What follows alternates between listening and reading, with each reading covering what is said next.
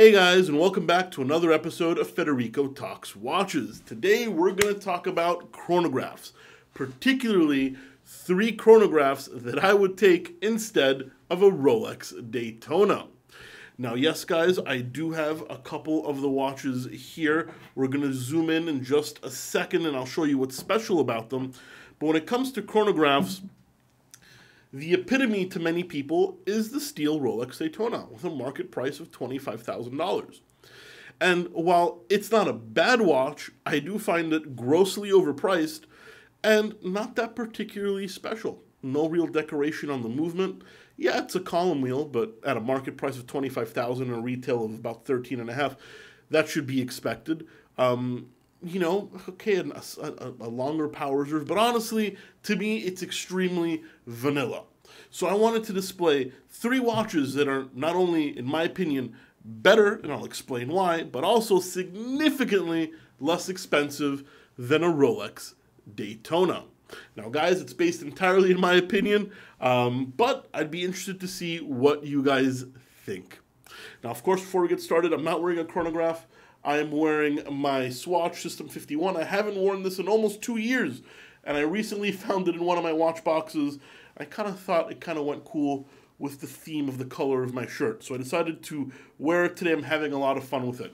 But enough about this watch. Let's get into the other camera angle and look at the 3 chronographs I would personally rather have than a Rolex Daytona. Alright guys, let's take a look, and this is in no particular order. The first one, and not the last one on this list, is going to be a shock to you. That is the Montblanc 1858 Mono Pusher. Guys, I know it says Montblanc, but hear me out for a second. At a market price of $25,000, this Montblanc is significantly less expensive than Daytona, at about $20,000. And the real hidden treasure is this Minerva movement. Now, we'll get to that in a second. I mean, this is limited to 100 pieces. This beautiful blue dial, part of the Heritage Collection. 44 millimeters, and certainly not small. With an onion crown, it is a mono pusher chronograph. So start, stop, reset. Now, what makes this special, as I said, is this Minerva caliber.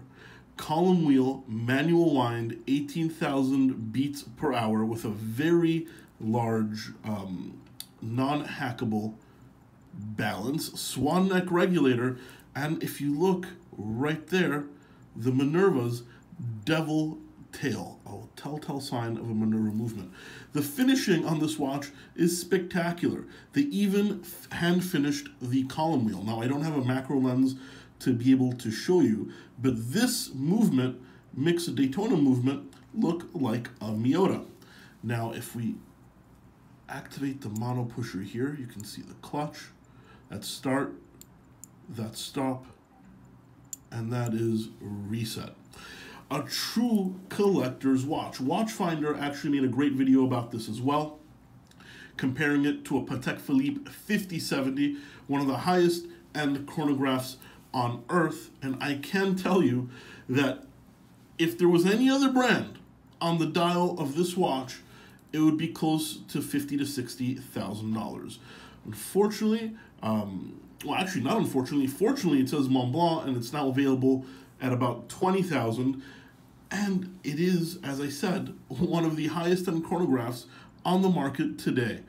Comparable with Patek, with Lange, with Vacheron, and certainly superior to a Daytona. Yes, a very different watch, not on a bracelet, but we're talking chronographs. And would I rather have this for 20 or a Daytona for 25? I think for me, it's pretty easy. Look at those cathedral hands as well. I love it. Now, going significantly less expensive, we have a chronograph, which is sportier, but significantly more full-featured than a Daytona. And we have the Ulysse Nardin annual calendar chronograph. Now, this is on the strap, but it also does have a bracelet option as well, which makes it even more comparable to a Daytona. This has a white enamel dial with blue hand-painted markers. It has a chronograph, as we can see here, column wheel chronograph, just like the Daytona, But on top of that, excuse my gloves, they're a little large, but on top of that, it also has an annual calendar. You can see the date, the month, the chronograph minute counter, and the running seconds.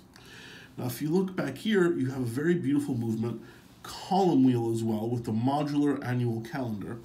The decoration, while nowhere near as nice as the Montblanc, this watch ticks in at about $7,000 and is brand new. We can see striping, Côte de Genève, we can see a skeletonized rotor, and with the pretty unique Ulysse Narda case. I mean, this one is also a little bit smaller at 43 millimeters, but it wears even smaller because of the lack of lugs. You get an annual calendar on top of your chronograph, and it's less than 3 times less expensive than a Daytona. Not to mention it is also new and has their new in-house movement. Pretty hard to beat, huh? Now the next one is the most surprising, and I hope you're still watching and you don't turn it off until you hear me out, because it's a brand that shouldn't even usually be spoken in the same vein as Rolex.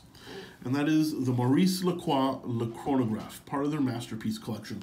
Guys, keep watching. I know what you're thinking, but this is a truly special timepiece. A little large at 45 millimeters, but the real secret hides below. An in-house movement, entirely black polished, manual wind, 18,000 hertz, or 18,000 beats per hour, swan neck regulator, very similar looking to the Montblanc, but not mono-pusher, and designed by one of the greatest living watchmakers on earth, Andreas Streller. This is the same gentleman that collaborated with Renaud Papy, Harry Winston Opus series, amongst other things. And this watch, you know, because once again of the brand name, is priced at about $4,000. I'm willing to say probably the best finished chronograph under $5,000, if not under $10,000, any day of the week. I mean, you've got screwed gold chatons for the jewels, you've got black polish, you've got Côte de Genève, you've got skeletonization.